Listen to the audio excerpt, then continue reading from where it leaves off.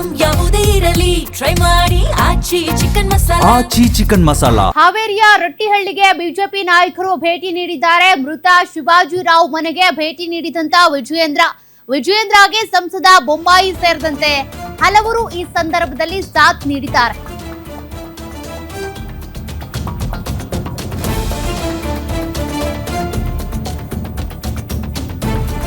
ಶಿವಾಜಿರಾವ್ ಕುಟುಂಬಸ್ಥರಿಗೆ ಸಾಂತ್ವನ ಹೇಳಿದಂತ ಬಿಜೆಪಿ ಮುಖಂಡರು ಈ ವೇಳೆ ಬಿಕ್ಕಿ ಅತ್ತ ಶಿವಾಜಿರಾವ್ ಮಗ ಭರತ್, ಸಹೋದರಿ ಮನ್ವಿತಾ, ತಂದೆಯನ್ನ ಅನ್ಯಾಯವಾಗಿ ಕೊಂದ್ರು ಸಾರ್ ಅಂತ ಗೋಳಾಡಿದ್ದಾನೆ ಮಗ ಭರತ್. ಕೂತ ಜಾಗದಿಂದ ಎದ್ದು ಹೋಗಿ ಸಮಾಧಾನ ಮಾಡಿದ ವಿಜಯೇಂದ್ರ.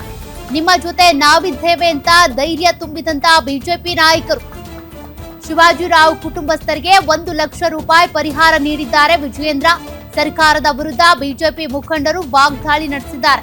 ಕಾಂಗ್ರೆಸ್ ಸರ್ಕಾರ ಬಂದಾಗಿನಿಂದ ಕೋಮು ಗಲಭೆ ಹೆಚ್ಚಾಗ್ತಾ ಇದೆ ಅನ್ನುವಂತ ಆರೋಪ.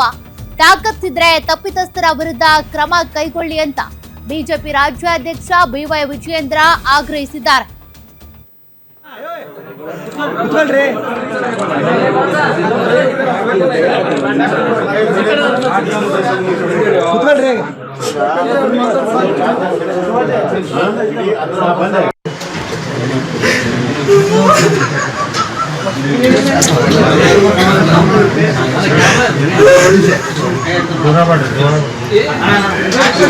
ಕ್ಯಾಮ್ರಾ ಡೌನ್ ಮಾಡ್ರಿ, ಸೈಡ್ ಸರಿ.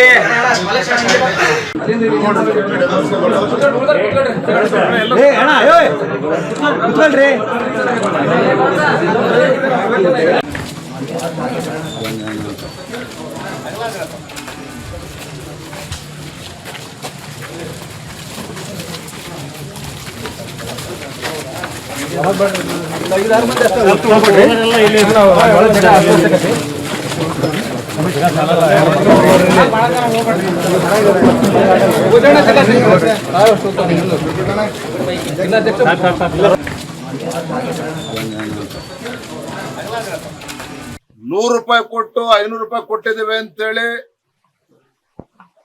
ಕೆದರಿಕೊಂಡು ಜಗಳ ಮಾಡಿ ಶಿವಾಜಿರಾವ್ ಮರ್ಮಾಂಗಕ್ಕೆ ಒದ್ದು ಕೊಲೆನ ಮಾಡಿದ್ದಾರೆ. ಇದೇನೋ ವೈಯಕ್ತಿಕವಾಗಿ ನಡೆದಿರ್ತಕ್ಕಂಥ ಘಟನೆ ಅಂತ ನೀವು ಭಾವಿಸಬೇಡಿ. ಇದು ವ್ಯವಸ್ಥಿತವಾಗಿರ್ತಕ್ಕಂಥ ಷಡ್ಯಂತ್ರ. ಭರತ್ ಕೂಡ ಒಬ್ಬ ಹಿಂದೂ ಕಾರ್ಯಕರ್ತ, ಬಜರಂಗ ದಳದಲ್ಲಿ ಇವತ್ತು ಹಲವಾರು ವರ್ಷಗಳಿಂದ ಅವನು ದುಡಿತಾ ಇದ್ದಾನೆ ಸಂಘಟನೆಯಲ್ಲಿ.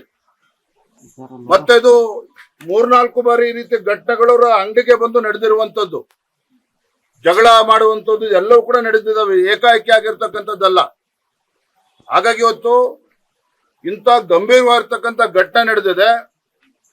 ಅಮಾಯಕ ಇವತ್ತು ಪ್ರಾಣ ಕಳೆದುಕೊಂಡಿದ್ದಾರೆ, ಮರ್ಡರ್ ಆಗಿದೆ, ಇವತ್ತು ಕೊಲೆ ಆಗಿರ್ತಕ್ಕಂಥದ್ದು. ಇದು ದುರಂತ ಅಂತ ಹೇಳಿದ್ರೆ ಯಾವುದೇ ಒಬ್ಬ ಸಚಿವ ನರೇಗಲಿಗೂ ಕೂಡ ಭೇಟಿನ ಕೊಟ್ಟಿಲ್ಲ, ಆ ಕುಟುಂಬವನ್ನ ಮಾತಾಡ್ತಕ್ಕಂಥದ್ದಾಗಿಲ್ಲ. ಇಲ್ಲೂ ಕೂಡ ಬಂದು ಬಡ ಕುಟುಂಬವನ್ನ ವಿಚಾರಿಸುವಂತ ಕೆಲಸ ಗೋಜಿಗೂ ಕೂಡ ಕಾಂಗ್ರೆಸ್ ಸರ್ಕಾರ ಹೋಗಿಲ್ಲ.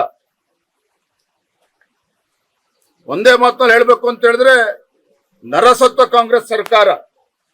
ತಾಕತ್ತಿದ್ರೆ ಯಾರು ಇವತ್ತಂತ ದುಷ್ಕರ್ಮಗಳಿದ್ದಾರೆ ಕೇವಲ ಒಳಗಾಗ್ತಕ್ಕಂಥದ್ದು ಅಷ್ಟೇ ಅಲ್ಲ, ನೀವು ಜೈಲಿಗೆ ಹಾಕಿ ಬಿರಿಯಾನಿ ತಿನ್ಸ್ತಕ್ಕಂಥ ಕೆಲಸವೂ ಕೂಡ ಕಾಂಗ್ರೆಸ್ ಸರ್ಕಾರ